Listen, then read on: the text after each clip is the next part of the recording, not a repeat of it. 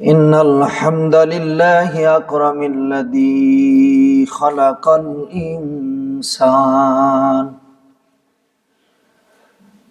فقد قال الله تعالى في كلامه المجيد والفرقانه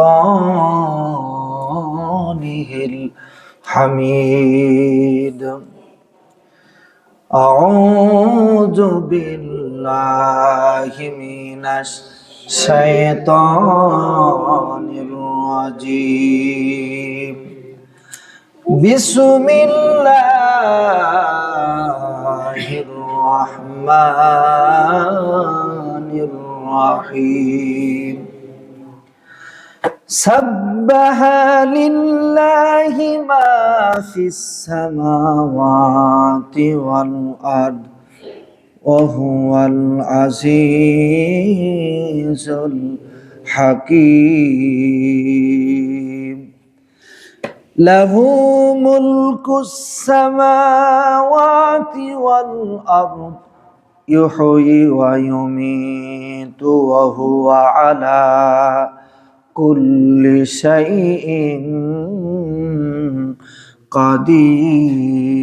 قدير صدق الله العظيم وقال تعالى في شان حبيبه إن الله وملائكته يصلون على النبي يا أيها الذين آمنوا صلوا عليه وسلموا تسليما اللهم سيدنا مولانا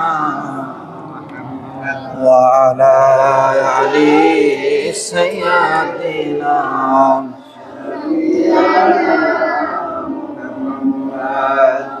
لا إله إلا الله لا إله إلا الله لا إله إلا الله محمد رسول الله صلى الله عليه وسلم الحمد لله رب العالمين والعاقبة للمتقين ورسوله الكريم وعلى آله وصحبه أجمعين আল্লাহ তাআলার দরবারে শুকরিয়া আদায় করছি যে আল্লাহ পাক দুনিয়ার সমস্ত ব্যস্ততা থেকে ফারিগ করে যে আল্লাহ তাআলা আমাদেরকে শারীরিক সুস্থতা দিয়া জুমার নামাজ আনলেন শুকরিয়া তান পড়ছি আলহামদুলিল্লাহ দরুদ ও সালাম সাইয়্যিদুল মুরসালিন আশরাফুল আম্বিয়া মুহাম্মদ রাসূলুল্লাহ পড়ছি সাল্লাল্লাহু আলাইহি ওয়াসাল্লাম। সম্মানিত মুসল্লিয়ান ইকরাম,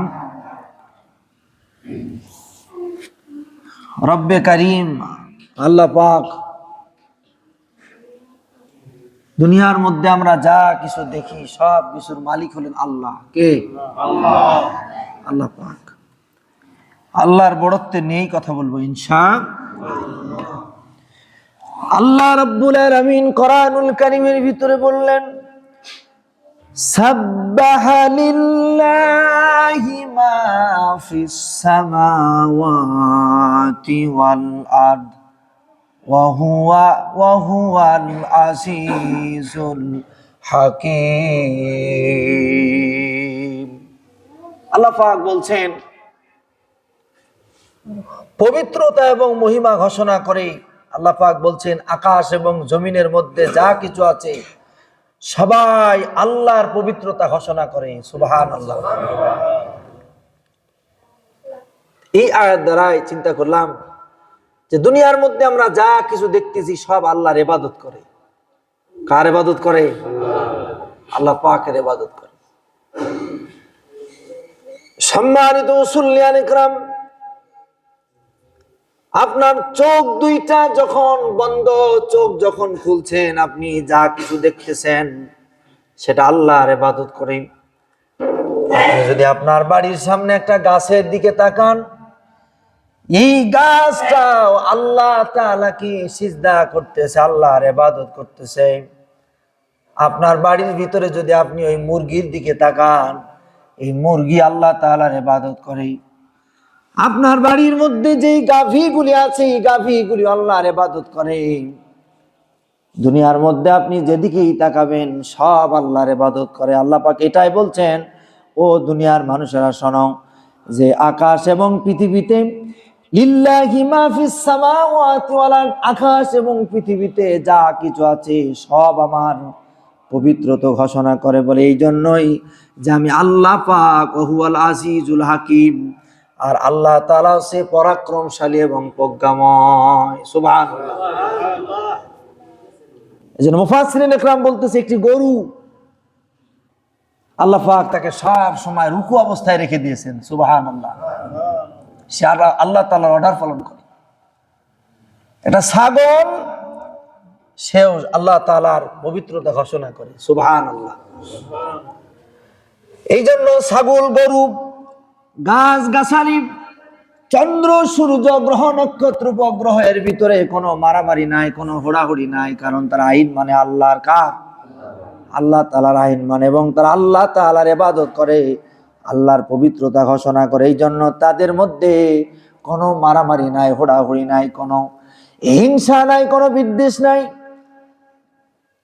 আল্লাহ পাক বলছেন দুনিয়ার সব মানুষ যে ইবাদত করে, আল্লাহ পাক এই কথাগুলি বলার কারণ হলো আমরা মানুষ কিন্তু আল্লাহ তাআলার পবিত্রতার বড়ত্ব ঘোষণা করি না যেভাবে করা দরকার।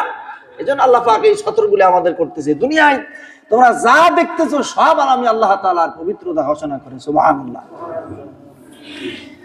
আল্লাহ রাব্বুল আলামিনের পরের আয়াতে বললেন, লাহু মুলকুস সামাওয়াতি ওয়াল আরদ, বলে আকাশ এবং পৃথিবীতে যা কিছু আছে সব কর্তৃত্ব আমার। কর্তৃত্ব কার? আল্লাহ। আমাদের কোন ক্ষমতা আছে বলেন? কোনো ক্ষমতা নাই। কয়েকবার পাতলা পায়খানা করলেই তো আল্লাহ আল্লাহ করতে করতে জীবন চলে যায়, ঠিক কিনা বলেন? জীবনে নামাজ পড়ে না, কঠিন একটি বিপদে পড়েছে, মসজিদে মান্নত করে আল্লাহ ভালো হলেই নামাজ পড়বো, এবার ভালো হয়ে যাবে কিছুদিন আসে, তারপরে আর কোনো খবর নাই, ঠিক কিনা? আল্লাহ কয় মরে দেখ, তোরে 60 করবে বলেন। সম্মানিত আল্লাহ বলছে আকাশ এবং পৃথিবীতে সব কর্তৃত্ব আমার। আল্লাহ পাক বলছেন, ইউহয়ি ওয়া ইউমিতু ওয়া হুয়া আলা কুল্লি শাইইন কাদির।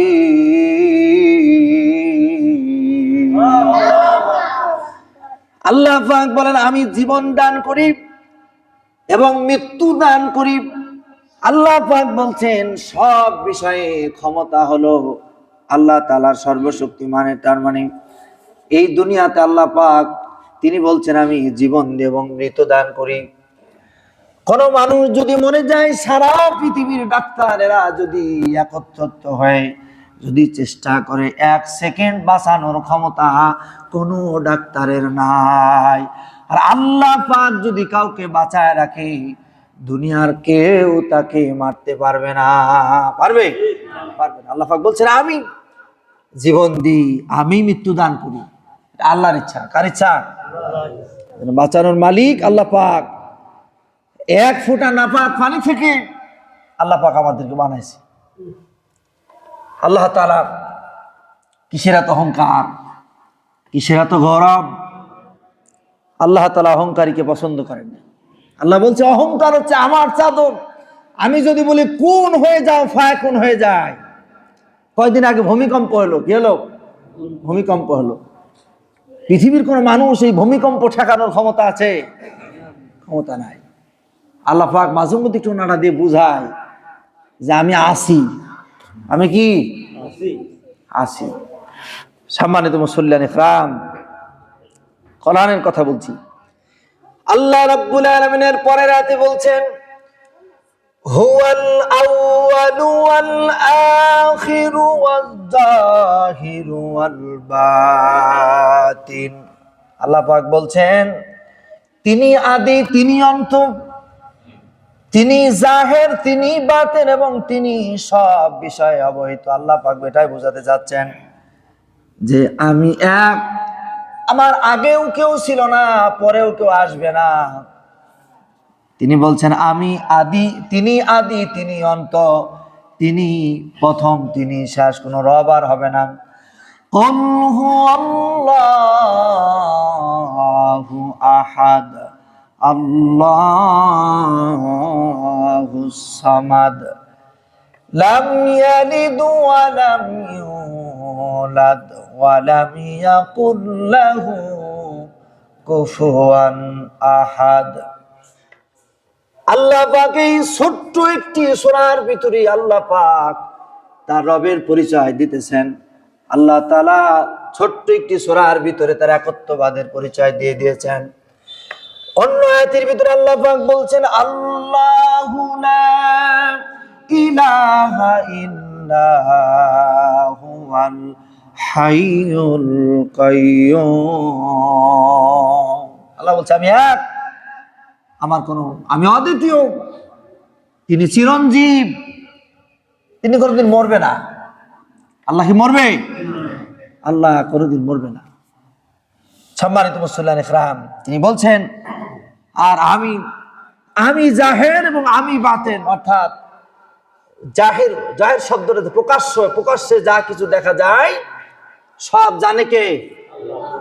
আল্লাহ পাক। আবার গোপনে যা কিছু আছে সব কে জানে? আল্লাহ পাক। আল্লাহর পয়গম্বর হযরতে মূসা আলাইহিস সালাতু ওয়াস সালাম আল্লাহর কাছে রিজিক নিয়ে প্রশ্ন করতেছিলেন। রিজিক, আল্লাহর পয়গম্বর হযরতে মূসা আলাইহিস সালাতু ওয়াস সালাম যখন বাড়ি থেকে বের হলেন, প্রতিমধ্যে তার খাদ্যের চিন্তা করতেছিল, কে খাওয়াবে। পথের মধ্যে আল্লাহ পাক মূসাকে নির্দেশ দিল, মূসা রে, তুমি হাতের মধ্যে একটা, সামনে যেই পাহাড় দেখতেছো এই পাহাড়ের একটা পাথর হাতে নাও, এই পাথরটা তুমি আছাড় মারো, আরেকটি পাথরের সাথে তুমি ভেঙে ফেলো। এবার পাথর ভাঙলো, কয়েকটা খণ্ড হয়ে গেল। আল্লাহ পাক বললেন তুমি আরেকটি খণ্ড হাতে নাও। আবার ওই পাথরটা হাতে নিয়ে আরেকটি আছাড় মারলো, আরেকটু ছোট হয়ে গেল। এরপরে আবার যখন হাতে নিয়ে পাথরটা আছাড় দিয়ে দেয়, ওই পাথরের মধ্যে ছোট্ট একটা পোকা বের হয়ে যায়। আল্লাহ পাক মূসাকে জানালো, মূসা, এই ছোট্ট পাথরের মধ্যে যে পোকাটা, এই পোকাটা রিজিকের বন্দোবস্ত আমি আল্লাহ করি। ইনি হচ্ছেন রব আল্লাহ পাক, তার রিজিকের ব্যবস্থাও কে করেন? আল্লাহর নামটা জোরে বলা যায় না? বলেন কে করেন? আল্লাহ পাক করেন। এই জন্য তিনি জাহের এবং বাতেন সব কিছুর খবর রাখেন কে? যত গোপনে যা কিছু হয় সব জানেন আল্লাহ পাক। আল্লাহর পয়গম্বর হযরত ইউসুফ আলাইহিস সালামকে যখন গুহার ভিতরে ফেলে দিল, দুনিয়ার কেউ তার খাবারের ব্যবস্থা করে নাই। আল্লাহ পাক কুয়ার পানি গলাকে অর্ডার করলেন, 3টা ভাগ করলেন এই কুয়ার পানি। সুবহানাল্লাহ। এই কুয়ার পানিকে আল্লাহ পাক যখন অর্ডার করলেন, 3টা ভাগে বিভক্ত হলো এই কুয়ার পানি। এই কুয়ার মধ্যে একটা অংশ হয়ে গেল দুধ, আরেকটি অংশ হলো মধু, আরেকটি অংশ হলো স্বচ্ছ পানি। আল্লাহ রাব্বুল আলামিন এই কুয়ার ভিতরে ইউসুফ আলাইহিস সালামকে এই ব্যবসায়ী কাফেলারা ফেলে দিন, অর্থাৎ তার ভাইরা যে ফেলে দিল, মনে হয় যেন মারা যাবে, কিন্তু আল্লাহ রাব্বুল আলামিন তাকে বাঁচায়েছে। ওই কুয়ার মধ্যে খাবারের ব্যবস্থা করেছেন আমার আল্লাহ। সুবহানাল্লাহ। রিজিকের বন্দোবস্ত কার হাতে? আল্লাহ তাআলার হাতে। সুবহানাল্লাহ। এই জন্য কাউকে ঠগানো যায় না। কি করা যায় না? মানুষ মনে করে যে আমরা মনে হয় কাউকে ঠগাচ্ছি, বরং অন্যকে যারা ঠগায় আল্লাহ পাক তাকে ঠগায়। ঠিক কিনা বলেন? আল্লাহ তাকে ঠগায় দেয়, এটা বুঝতে হবে। আল্লাহ পাক তাকে ঠগায় দেয়। তার বাস্তব একটু উদাহরণ দিয়ে আপনি খুব ভালো করে খেয়াল করবেন। আমার কথা বললে আবার অনেক একটু অন্যদিকে নিয়ে যায়, হুজুর মাহফিল করেন, অন্যদিকে নিয়ে যায়। কিন্তু কয়জন ইমাম মাহফিল করে এলাকার ভিতরে আপনি খোঁজ নিলে দেখবেন কয়জন ইমাম মাহফিল করে, অন্য কোনো ইনকাম বাদ দিলাম। আপনি খেয়াল করে দেখবেন সব থেকে কম বেতনে চাকরি করে হচ্ছে ইমাম সাহেব আর মুয়াজ্জিম সাহেব। ঠিক কিনা বলেন? সব থেকে কম বেতনে চাকরি করে মহল্লার মানুষ আবার গল্প দেয় যে আমাদের হুজুরকে আমরা এই বেতন দিই। তিনারা মনে করে মনে আমরা খুব লাভবান হচ্ছি, কিন্তু ইমাম সাহেবকে ফাঁকি দিয়া নিজেরা ওই ফাঁকির মধ্যে পড়ে যায়। কি বলেন? ইমাম সাহেব ফাঁকি দিচ্ছে না। হাবিবুর রহমান যুক্তিবাদী তার ওয়াজের ভিতরে এই কথাটা বলেছিল, শোনো, ইমাম সাহেবদের ইনকাম হলো গরু মার্কা ইনকাম, ইমাম সাহেবদের ইনকাম হলো ছাগল মার্কা ইনকাম। আর তুমি 30,000 50,000 টাকা বেতন পাও, হাতে নেওয়ার পর অথবা ব্যাংকে থেকে ওঠানোর পর তুমি আলহামদুলিল্লাহ বলতে পারো না, কিন্তু 5,000 7,000 টাকা হাতের মধ্যে নিয়া ইমাম সাহেব আলহামদুলিল্লাহ বলে গুনেও দেখে না, পকেটের মধ্যে ঢুকায় দেয়। মনে হতে পারে যে গরু মার্কা আর কুত্তা মার্কা কেমন ইনকাম, এই জন্য বলছি। কুত্তা বাছুর দেয় কয়টা? অনেক বেশি। কিন্তু গরু বাচ্চা দেয় একটা। বলেন তো, গরু একটা বাচ্চা দেয়, কুকুর বাচ্চা দেয় 5-7টা 6-7টা পর্যন্ত দেয়।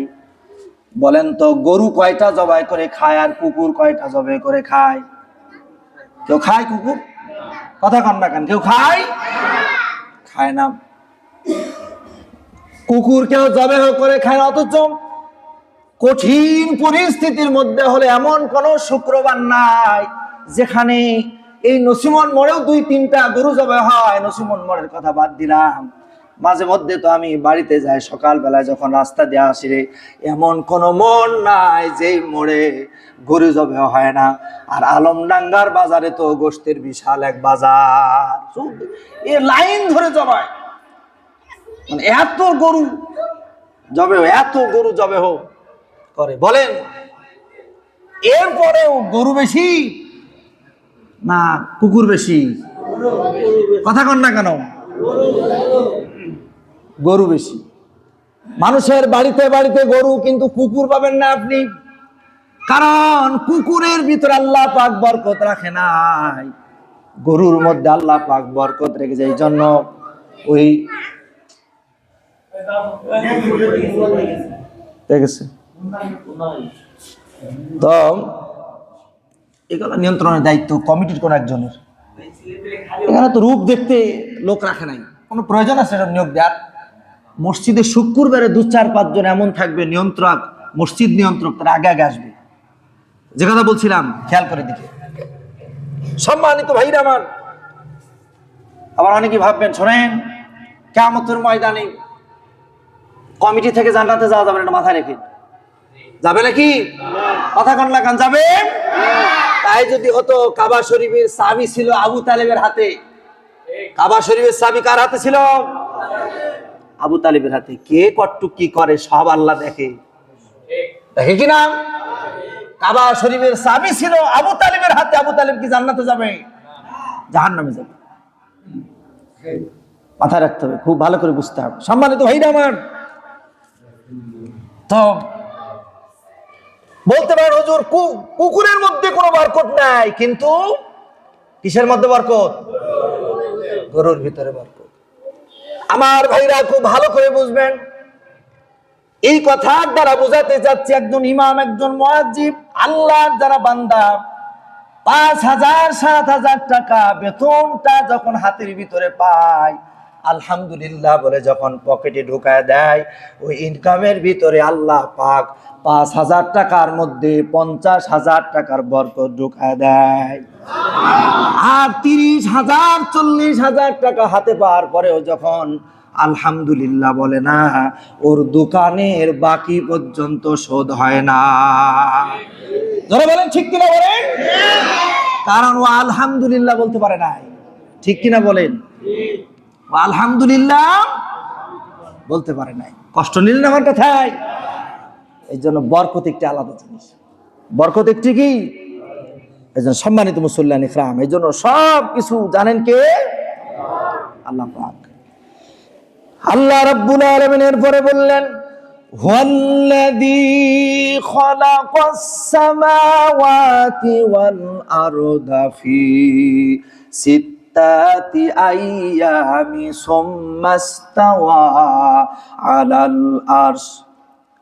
আল্লাহ পাক বললেন, ও দুনিয়ার মানুষেরা শোনো, তোমরা যে আকাশ দেখতেছ, আল্লাহ পাক বলছেন তিনি 6 দিবসে আকাশ মণ্ডলী পৃথিবী সৃষ্টি করেছেন এবং রব্বুল আলামিন তিনি আরশে বসে আছেন। সুবহানাল্লাহ।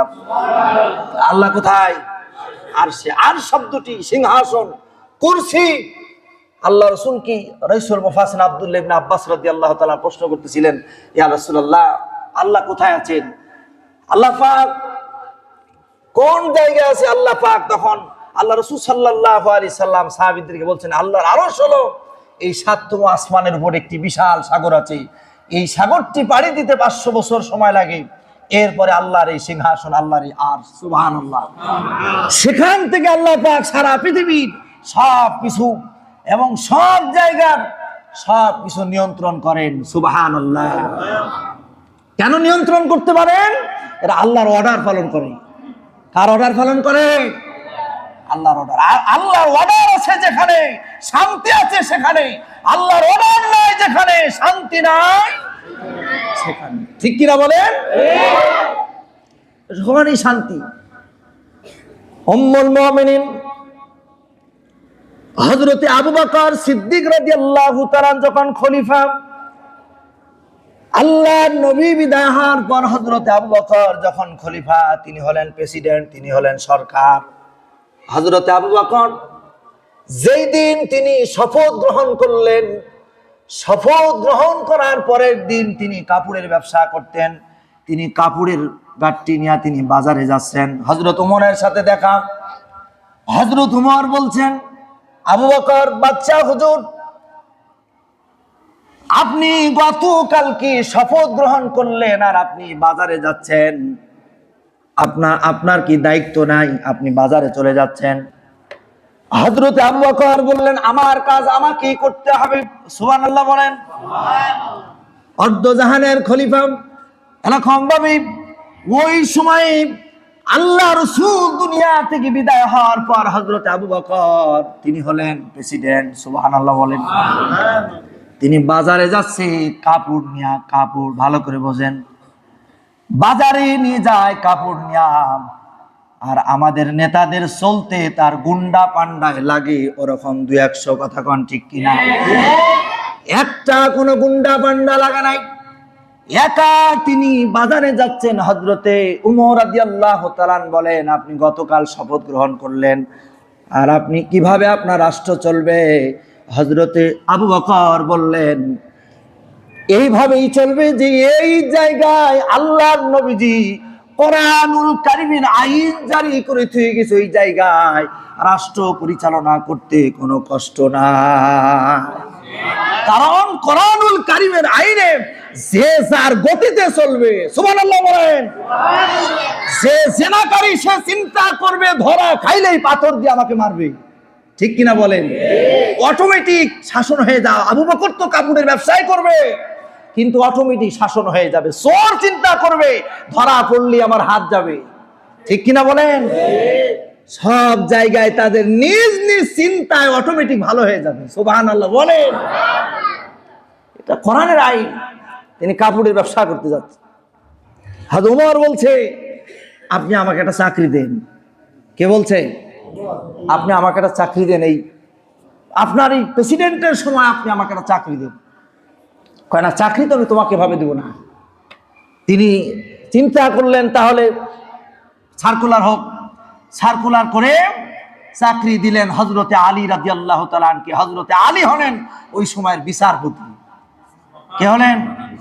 হযরতে আলী হলেন বিচারপতি। কারণ সব চলছে কোরআন দিয়া। কি দিয়া? বললাম অটোমেটিক শাসন হয়ে যাবে। একটা মেয়ে যখন বাড়ির থেকে বের হবে তার মাথার চিন্তা হলে ইসলাম কায়েম হয়ে গেছে, ইসলামকে বাদ দিয়ে আমি যদি বেপর্দায় বের হয়ে যাই, বলা যায় না কোন আইন আমার প্রতি জারি হয়ে যাবে, ঠিক কিনা বলেন? হযরতে আলীকে বিচারপতি করলেন। হযরতে আলী 1 বছর চাকরি করলেন। 1 বছর পর হযরতে আলী আবু বকরের কাছে যে বললেন যে আমি আর চাকরি করব না, কারণ আমাকে চাকরির কারণে যে ভাতাটা দেয়া হয় এটা আমার জন্য মনে হয় হালাল হয় না। বলে 1 বছরে আমার কাছে একটা মামলাও আসে না। সুবহানাল্লাহ, জোরে বলেন। এর নাম ইসলাম।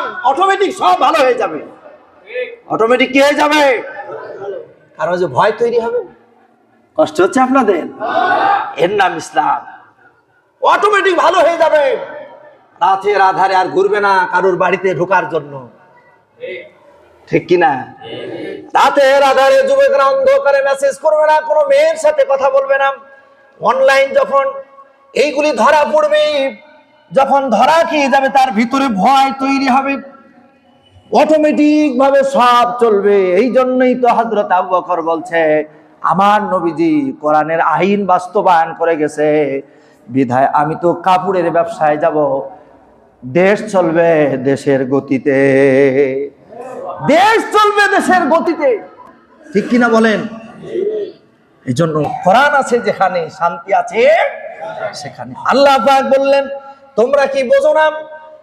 আল্লাহ পাক এই কথাগুলি কি কারণে বললেন? আল্লাহ পাক আপনাদেরকে বলে বোঝাচ্ছে, দুনিয়ার মানুষ, 7তম আসমান আল্লাহ পাক রব্বুল আলামিন আকাশ মণ্ডলী মাত্র 6 দিনে বানাইছেন। কয় দিন? 6 দিনে বানাইছেন।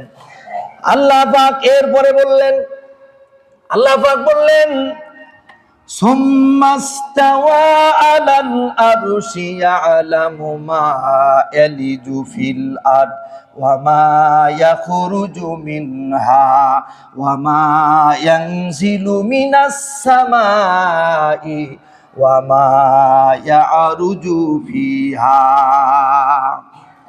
তিনি জানালেন, ও দুনিয়ার মানুষেরা শোনো, আমি আল্লাহ পাক মা ইয়াখরুজু মিনহা ওয়া মা ইয়ানজিলু, আল্লাহ পাক বলছেন ও দুনিয়ার মানুষেরা, আমি আল্লাহ পাক যে ইয়ানজিল মানে নাজিল করেছি, আমি আল্লাহ পাক যা নাজিল করেছি সেগুলি মেনে নাও।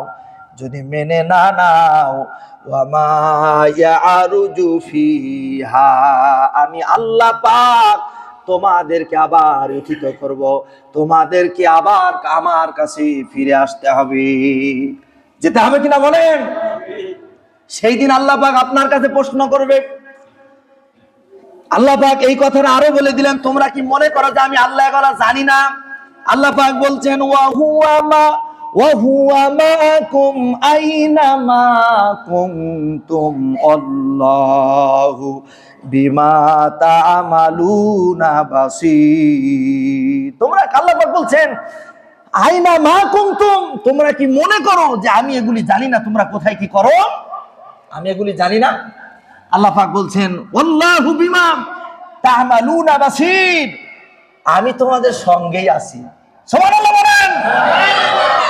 আল্লাহ পাক বলছেন ও মিয়া, আমি তোমার সঙ্গেই আছি, তুমি যেখানে যা কিছু করতেছো আমি এগুলা দেখতেছি। আল্লাহ পাক বলছেন তা'মালুনা বাসীর, আমার কাছে সব গোপন থাকে না। সুবহানাল্লাহ। সবকিছু দেখেন কে? কোরআন পড়বেন, কি মজা কোরআনে। সুবহানাল্লাহ। না বুঝে আজকে আমরা তাগুতের পিছনে ছুটতেছি। তাগুত মানে বাতিল। আমরা মুসলমান। আল্লাহ পাক কত সুন্দর বলছেন তানজিলুম মির রাব্বিল আলামিন, আমি জগৎ প্রতিপালক তোমাদের জন্য অবতীর্ণ করেছি, তোমরা কি বোঝো না? আল্লাহ পাক বলছেন আফা বিহাজাল হাদিস, যেটা কোরআন দিয়া বুঝবা না, আল্লাহ পাক বলছেন আফা বিহাজাল হাদিস, আমি হাদিসকে কোরআনের সংস্পর্শে এনেছি। সুবহানাল্লাহ বলেন। এই জন্য জ্ঞানীরা বলে যে আমাদের নফস মরে গেছে। আমাদের নফস কি মরে গেছে। আনতুম মুদহিনুন, তোমরা কি এগুলিকে তুচ্ছ মনে করো? আল্লাহ পাক বলছেন এই হাদিস কোরআন এগুলিকে তোমরা তুচ্ছ মনে করো। তাই তো মনে করতেছে এক শ্রেণীর মানুষ বলতেছে কোরআন শুধু মসজিদে থাকবে, কোরআন কেন রাষ্ট্রে যাবে? বলেন আছে না নাই? আবার কেউ কেউ বলছে আমি শরীয়তের আইন মানি না। আরে শরীয়তের আইন যে মানে না সে তো কাফের হয়ে যায়। কাফের হয়ে যায়, সে কাফের হয়ে যায়। কথা বলে ঠিক কিনা বলে? শরীয়তের আইন যে মানে না সে মুসলমান থাকতে পারে না, ঠিক কিনা? শরীয়তের আইন মানে না। আল্লাহ পাক বলছেন, কি দুঃখের কথা, ওয়া তাজআলু রিজকানা আনতুম তুকাজ্জিবুন। আল্লাহ বলছে, এরে তোরে আমি খাওয়াই। আল্লাহ পাক বলছেন, আমি রিজকাকুম, আমি তোরে খাওয়াই, আর তুই আমারে বলিস আন্নাকুম তুকাজ্জিবুন, আমি মিথ্যা বলি। আল্লাহ পাক বলছেন আমি মিথ্যা বলি। আল্লাহ পাক সব কথা কোরআনে বলছে, সুবহানাল্লাহ। আল্লাহ পাক বোঝার তৌফিক দান করুন, বলেন আমিন। এর থেকে বোঝানোর ভাষা আমার আর জ্ঞানের ভিতরে নাই। এই জন্য আল্লাহ পাক আমাদের আল্লাহর দ্বীন বুঝার তৌফিক আল্লাহ পাক যেন দান করেন, বলেন আমিন।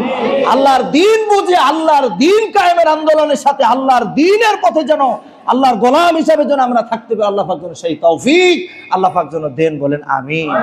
এবং ঈমান নিয়ে যেন কবরে যেতে পারে, আল্লাহ পাক সেই তৌফিক আমাদের সকলকে দান করুন। ওয়া মা তাওফীক ইল্লা বিল্লাহ। আসসালামু আলাইকুম ওয়া রাহমাতুল্লাহ।